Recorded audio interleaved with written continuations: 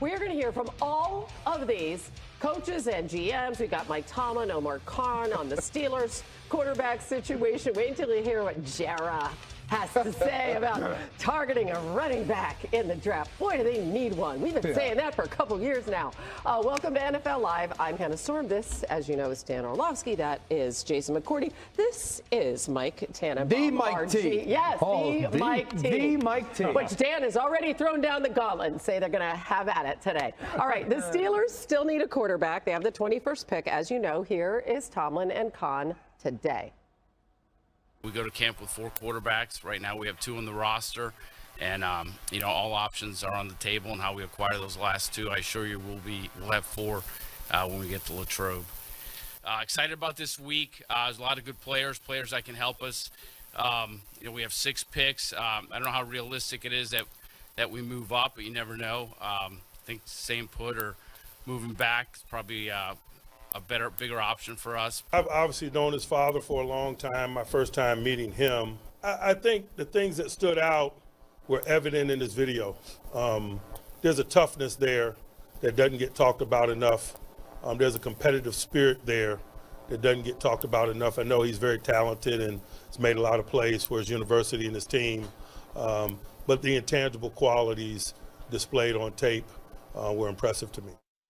Tomlin talking about, of course, Shedeur Sanders. So the Steelers, one of just 2 teams in the NFL that has had a different Week 1 starting quarterback in each of the last 4 seasons, along with the Commanders. But, of course, much different situation. Obviously, they have Jayden Daniels now. So no matter who has started for Pittsburgh, they've actually come away with a winning record. Thank you, Mike Tomlin. But they can't seem to get over that hump and actually win in the playoffs. So there's going to be another different starter this year, and only 2 guys in the quarterback room right now. So that is Mason Rudolph and Skylar Thompson. That is what we are looking at, fellas. Aaron Rodgers telling the Pat McAfee show last week, I'm open to anything. I'm attached to nothing. Retirement could still be a possibility. How do you think they should handle that QB room? Yeah, well, Hannah, based on what happened with Pat McAfee, the bad news is Aaron Rodgers told us that he's basically done. The good news is it happened before the draft. Dano, you know that to withstand the rigors of 17 games as a starting NFL quarterback, you have to be all in. We go back 2 years ago when he was with the Jets. He was there the first day of the offseason program. And, Hannah, what does Mike Tomlin say? We want volunteers, not hostages. So we know that Aaron Rodgers is out. And I really like what Mike Tomlin said, J-Mac, from a standpoint of the toughness of Shedeur Sanders is underrated. He's been sacked 94 times over the last 2 years. He's missed 1 game. And in 2023, there were 66 quarterbacks that started the game. This past season is 59. You can get a tough, smart, durable quarterback.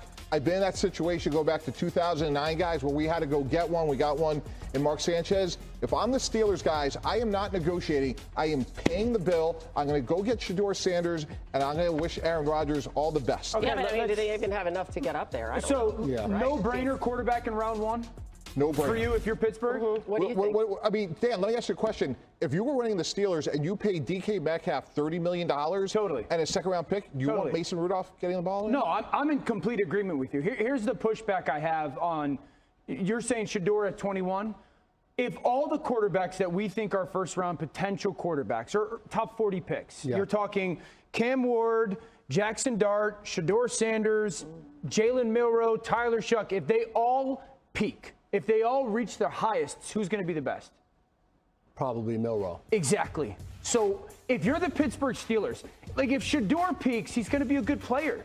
But if you are the Steelers and Jalen Milroe's there, and maybe they have to trade back to 26, 27, 28, and that's the guy for your future, because the list of the things that Milroe doesn't do well is a lot shorter than the list of the things that he does do well. And I don't want to represent that he's this finished product, unbelievably accurate player, all that. But there's no way that you can sit there, watch the same tape I've watched, watch the same talent that I've watched and go, if we believe in the development of our organization, if you're the Steelers, and you believe in the people that are in charge of the development of the players, that guy doesn't have the chance to be a star. The only issue with that in the sense of, to your point, if Aaron Rodgers is done, if he's not going to be a quarterback in that locker room and you bring in a guy like Jalen Milroe, can you allow him to sit and just let Mason Rudolph be the quarterback? You absolutely can. And for you would how have long? to, right? As long as needed. And if you feel like you get him in your building and he's maybe a little bit more expedited than you thought, See, then there's the package, though. That's the challenge for me, because I think it was you put out a tweet today, and you talked about the age of Cam Hayward, of TJ Watt, of Minkah Fitzpatrick. 36, 31, 29. For all of those guys, if you're in that locker room and now you're going with a young quarterback and Mason Rudolph, and that young quarterback, you really don't know when he's going to be ready to play, because like you said, ceiling is through the roof. The floor is probably a lot lower than a guy like Shedeur Sanders. So to me, and I'm not saying I love Shedeur and he's the guy, but to me, that's the conversation where they may need a guy that's ready to play sooner rather than later. Let Mike T get in here. Hannah, when you draft a developmental quarterback, you need a firm plan in place. So Jalen Hurts going to the Eagles with Carson Wentz, or Lamar Jackson with Joe Flacco. Anthony Richardson, in my opinion, played too soon. When you're a developmental quarterback, which I totally agree with, take him in the second round. You got to win for today. And J-Mac, like you're saying, you have a veteran group. So to me, Jalen Milroe is an inconsistent timeline. When you go spend $30 million at the top of the market for a wide receiver, you're either going to blow it up and say we have a Hall of Fame coach and Jalen Milroe and everybody else goodbye. TJ Watt, Minkah Fitzpatrick, goodbye. Or you're saying, you know what? We got a Hall of Fame coach. We have a good defense. We got a couple good offensive linemen. We got Pickens. We got Metcalf. And we're going to go get somebody we can win with today. Your idea is inconsistent. No. Okay, so first of all, when you say get him in the second round, 33 through 40, picks 33 through 40 are going to be Cleveland, New York, the Raiders, and the Saints. The quarterbacks are I just want to point out they go from pick 21 to 83. Exactly. Okay, so they don't have anything in between right now. And Schefter mentioned yesterday, like, their desire to maybe move back in the first round, get that second round pick. So I don't think you can wait till the second round if you have the interest in him. And here's my pushback with everything. So Jalen Milroe is a quarterback, 2-year starter at Alabama, 2 different offenses. He really played with 1 NFL wide receiver, Ryan Williams, who was a true freshman. So we live in the world when we're evaluating these quarterbacks, and with all due respect, Mike T, you've done it significantly longer and better than me. But, like, when we select them, they have to be what we think they're going to be in that moment and play right now.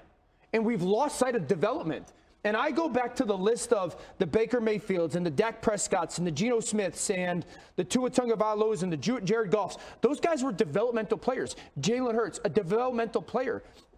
Lamar Jackson has developed. Lamar Jackson didn't play MVP football his rookie year. He's developed into that. And so there is a reality where the NFL still has to, while we've seen some young guys, Jayden and CJ, step in and play so well, we still have to live in a world where we are selecting you for 2 years from now, not right now. But it almost becomes impossible because some of those names on that list, coaches end up getting fired when you draft a guy and you're saying we're drafting him from 2 years from now. And that's why Pittsburgh's perfect for him, because that's not going to happen in Pittsburgh. I like that You part. guys are describing the Green Bay Packers.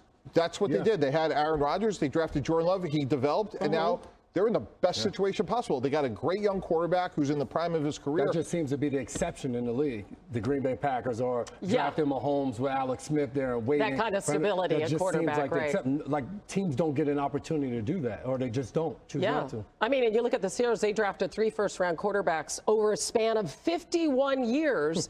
Now it looks like they might be drafting 2 in a 4-year span. Dan Graziano jumping in to join us now. Dan, the man, what are you hearing about the Steelers' plans? They know they need to address the long-term position to quarterback, the long-term future at quarterback. They are picking at 21, as we've mentioned, and as you mentioned, Hannah, they don't have a second-round pick. So they like the coach.